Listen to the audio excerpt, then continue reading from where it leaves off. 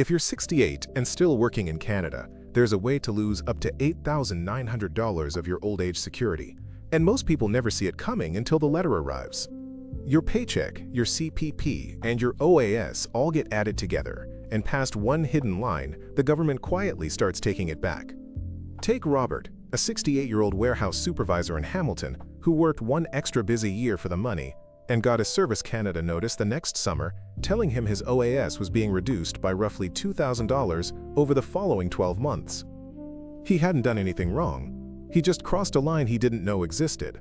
Today I'll walk you through 6 tax traps that hit working seniors in 2026.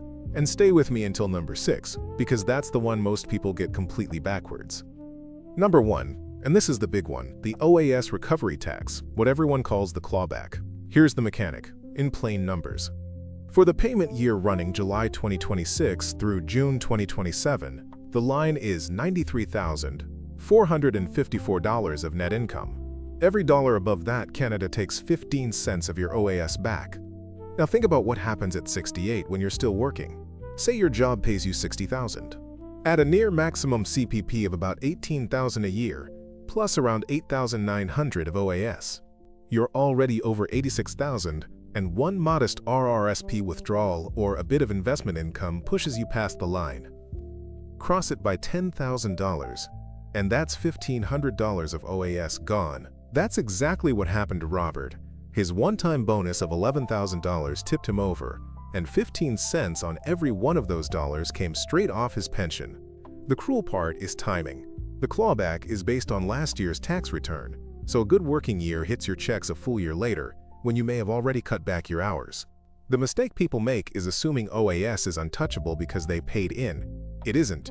Once your income climbs to $152,000, your entire OAS, every dollar of that $8,900, is clawed back to zero. So the first thing to know before you say yes to more hours, pull last year's notice of assessment, find line 23,600, and check where your total income lands against that 93,000 line. Number 2, the disappearing age amount. At 65, Canada gives you a special tax credit called the age amount, and in 2026 it's worth $9,208, up from $9,028 last year. Applied at the lowest rate, that's roughly $1,289 knocked off your federal tax bill. Real money every single year, just for being a senior. But here's the trap. It's income tested, and it melts away as your net income rises. A retiree living on pension income keeps the full credit. A 68-year-old still pulling a full-time salary watches it shrink dollar by dollar, and once net income passes roughly $98,000, the credit is gone entirely. So the same employment income that triggers your OAS clawback in Trap 1 is quietly erasing your age amount in Trap 2. You get hit twice by the same paycheck. Consider Margaret, 67, who took on a 9-month contract worth $42,000. It lifted her net income to about $100,000 and wiped out the full $1,200 credit she'd claimed the year before. A hidden tax on top of the tax she already expected. The fix people miss. If your income is bouncing around the phase-out zone, controlling when you realize income, RRSP withdrawals, capital gains, RRIF timing can preserve hundreds of dollars of this credit. Before December, run your numbers and, if you're close, delay a discretionary withdrawal to January so one high-income year doesn't silently cost you the $1,200 the age amount was designed to hand you. Number 3, you're still paying into CPP at 68 and getting almost nothing for it. Most working seniors don't realize that once you're collecting CPP and still on the job, you keep contributing, and those contributions buy you the post-retirement benefit. Sounds generous. Look at the actual number. The maximum PRB is just $54.69 a month, and the average for new beneficiaries is under $12. You and your employer might be paying thousands into CPP for a bump that barely covers a coffee habit. Do the math on an employee earning $50,000.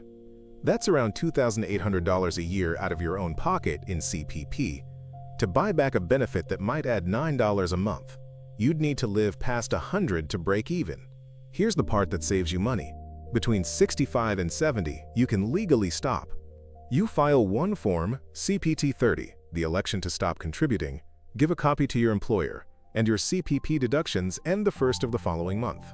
Gordon, a 66-year-old still driving part-time, filed his CPT 30 in January, and kept roughly $1,400 that year that would otherwise have vanished into contributions he'd never recover.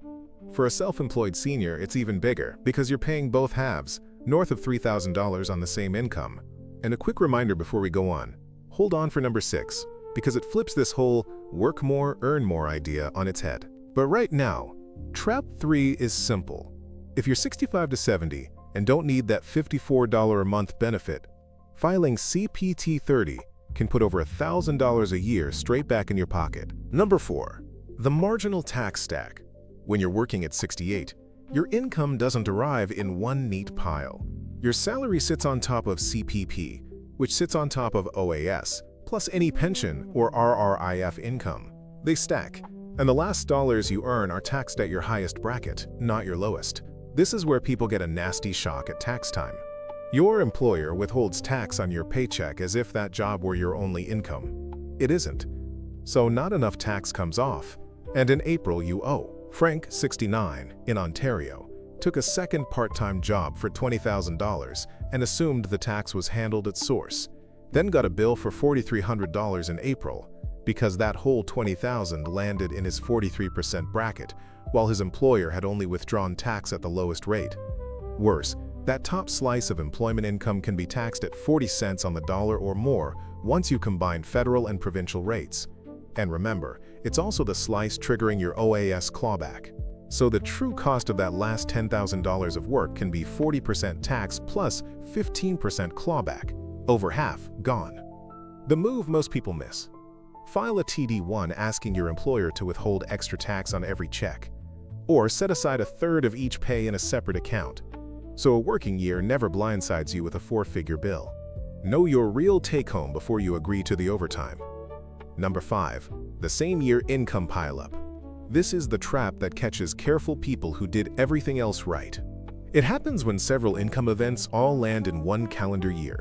Your salary, a big RRSP or RRIF withdrawal, a capital gain from selling a cottage or rebalancing investments, plus CPP and OAS. Individually, each is fine. Stacked into one year, they spike your net income far over that $93,000 line, clawing back OAS, killing the age amount, and pushing you into a higher bracket all at once.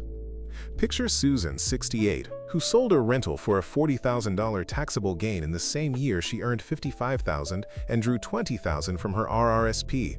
Her net income hit $130,000, she lost about $5,500 of OAS, forfeited the full age amount, and paid top bracket tax on the pile, a 5-figure hit she could have halved.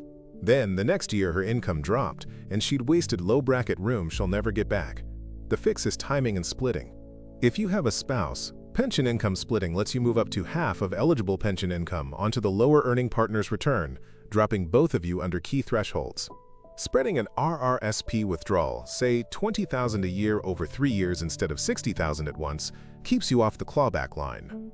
This week, map out every dollar hitting your 2026 return before December, not after, and push what you can into next year. Number 6, the one almost everyone gets backwards. Common sense says if you're working, grab every pension check you can right now. For a working 68-year-old, that can be exactly wrong. Here's the flip. If your job already puts you near or over the clawback line, taking full OAS on top just feeds it into the recovery tax. You collect it with one hand and hand it back with the other. But OAS and CPP both reward you for waiting.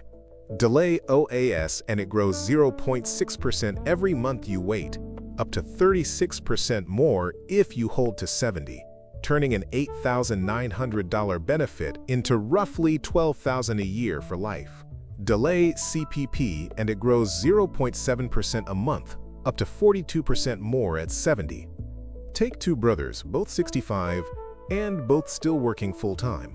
One claimed everything immediately and watched most of his OAS clawed back for 5 years. The other deferred both pensions to 70 and now collects thousands more a year, guaranteed and inflation protected, with no clawback because he'd retired. So the counterintuitive play is this: while you're still earning a salary, defer your government pensions. You dodge the clawback on income you don't need yet, and you lock in a permanently larger check for the years after you finally stop working, when your income drops and there's no clawback to fear.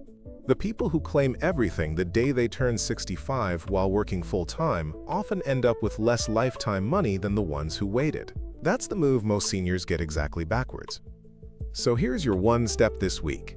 Sit down and add up your total 2026 income salary, CPP, OAS, and any withdrawals, and see if you cross that $93,454 line. That one number tells you whether to keep your pensions or defer them. If this helped you, subscribe and share it with someone still working past 65, because the ones who find out in time are the ones who keep their money.